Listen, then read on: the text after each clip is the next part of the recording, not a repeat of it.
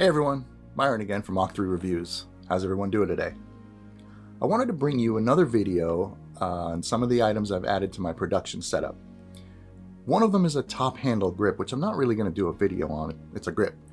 It's great for getting low angle shots as well as transporting your camera as you add more devices to it, or if you want to get a better angle of a shot without holding it on its sides, you can do it from that handle.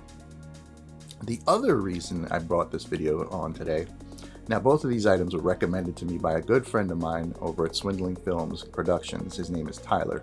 I'll add a link to his Instagram below. He does great work. But the main reason for this video is because those of you who use a DSLR or a mirrorless camera, you know those displays on the back, the 1-inch, 2-inch display. It's a little rough, especially if you're a one-man production setup, or if you wear glasses and you're trying to get that shot and you're sitting there like, what does that look like? And that's the reason why I wanted to bring you this video, because I want to talk a little bit about the other add-on, which is what's in this box right here. This is the Neewer 7-inch LCD field monitor, and we're going to talk a little bit about that right now.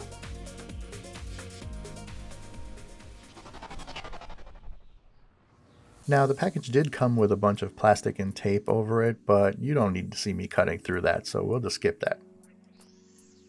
The package consists of the 7-inch field monitor, as well as the composite cable and HDMI mounting bracket that secure the HDMI cable to the camera.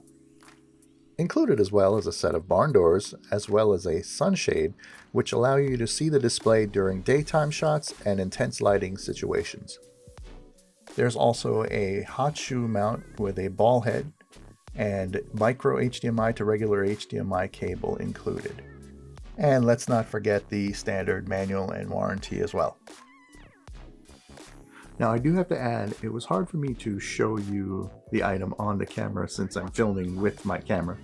So I did take an additional video from my phone to show you the item as it's in works. The power supply adapter is sold separately. The HDMI port supports various resolutions, ranging from 480i, 480p, 720p, 1080i, and 1080p displays. The default resolution is 1920 by 1200. We also have an AV port, headphone jack, on-screen display controller port, and USB upgrade port.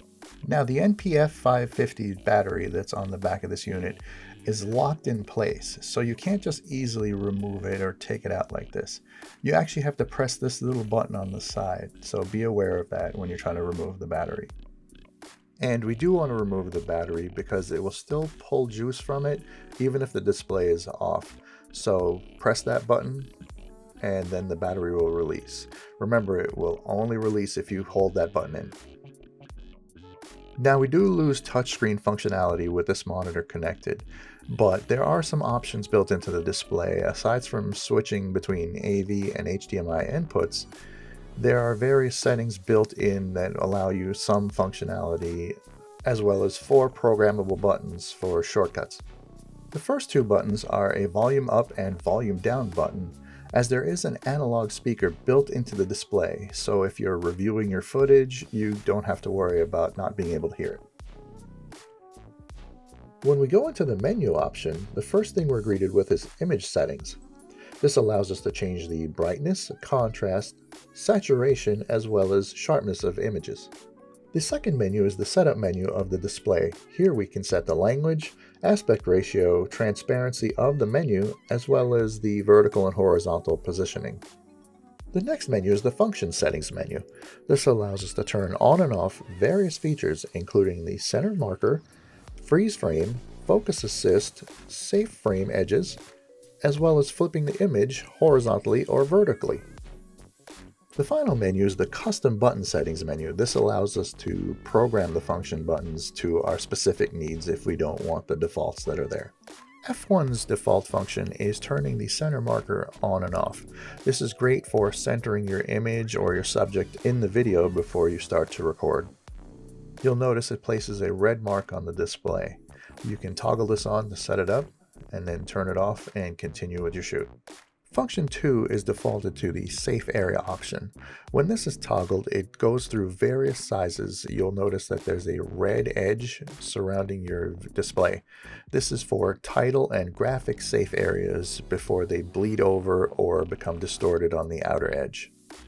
The default for function button number 3 is cycled through the red, green, blue, as well as mono channels to check the field when recording a video.